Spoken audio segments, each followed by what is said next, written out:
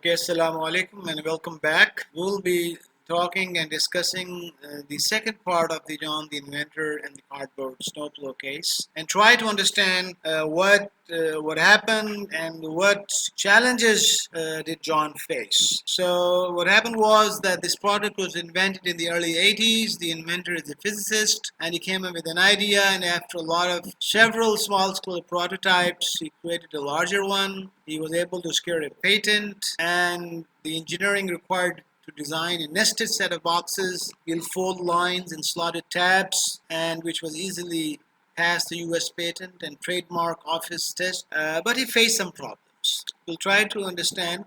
So when we ask these questions about the feasibility, 99% students say, sir, this is the feasible idea. It is going to work. There's a lot of scope, the customer demand is there, and everything is favorable. So most of the students, 99%, are biased and obsessed towards success of this idea. But once he went further in real life, he found out the first problem was the cardboard and water are incompatible.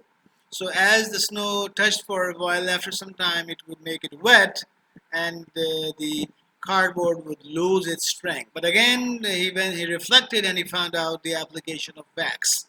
If wax can be applied to this in a good way, he found out that this matter can be resolved, and he was able to do that. The second thing was when he went to Caldor, to meet the buyer of that retail chain, the buyer expressed immediate and significant interest in stocking the item, but he said he would only do if the inventor first proved demand. Because John did not have any credibility, so he said prove demand and functionality, that it is functioning, and he said that I need to prove that if you are securing sales for an year through some smaller local hardware stores, then we will trust you and then we will listen to you. So the second problem arose. So the third problem was then he went to his hometown to a local hardware store, and you see the owner expressed immediate unwillingness to buy. And what was the reason? He said that in order to make room on his shelves for the nested boxes, he need to remove other products. So this whole shop is full, and if these are his, and if he has to empty some space, he has to empty some space, make some space free for the shelves. So from the shelves, and why shall he do that? And the second thing is, he said that if he removes snowblowers, if snowblowers are here, and the price of a snowblower is $350, and his product which is the snowplow, is $50, and the volume of this thing is higher, bigger than this, why would he replace? Let's assume 50% margin. So, and he is making around 170 here, and he is making 125 here. So what would you do?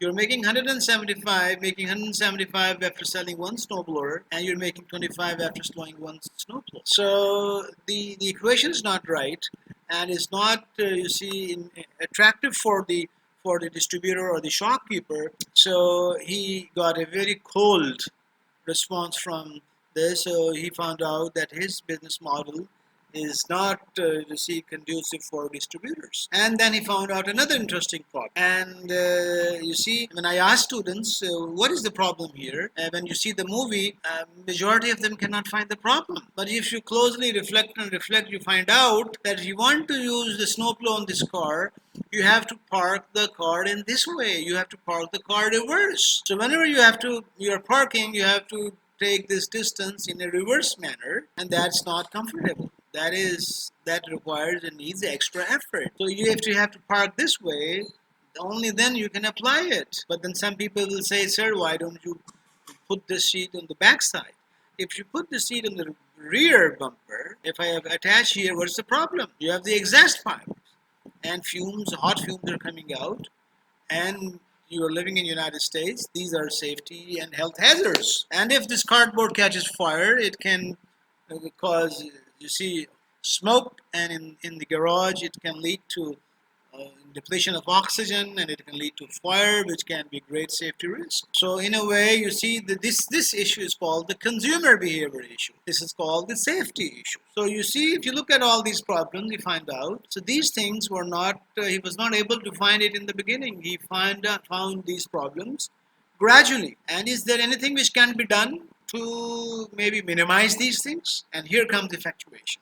So our recommendation is that if he had used the if a bird in hand and the affordable laws and quilt principle, and it might be that his chances of these surprises would have come down early on. He could have convinced his neighbors to try it, to ride it, tested more, offered more, got reviews from other people, and met these people early on and tried to understand what type of people purchase these snow removing equipment. So he could have been in touch, made them friends, as in the case of Farij. Harib was doing all these things together, applying these effectuation principles. So this is a very interesting case, and which tells that even if you're a scientist or a physicist, you still need to have those effectuation skills. So what happened was, John, the inventor, realized that he nearly substantially redesigned whatever he has done, and it will require a lot of time and some money and investment as well.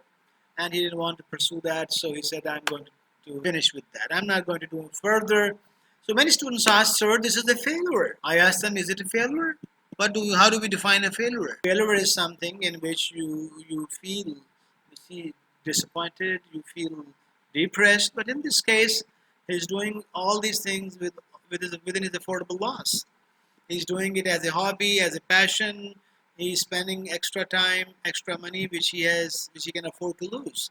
So in a way, it's not a failure. It's a learning. It's an enjoyment. It's an experiment. So that's why we keep on saying that keep on doing these things, and maybe this experiment and this apparent failure will help him somewhere else in his entrepreneurial journey. So looking forward to see you in another episode. Thank you very much.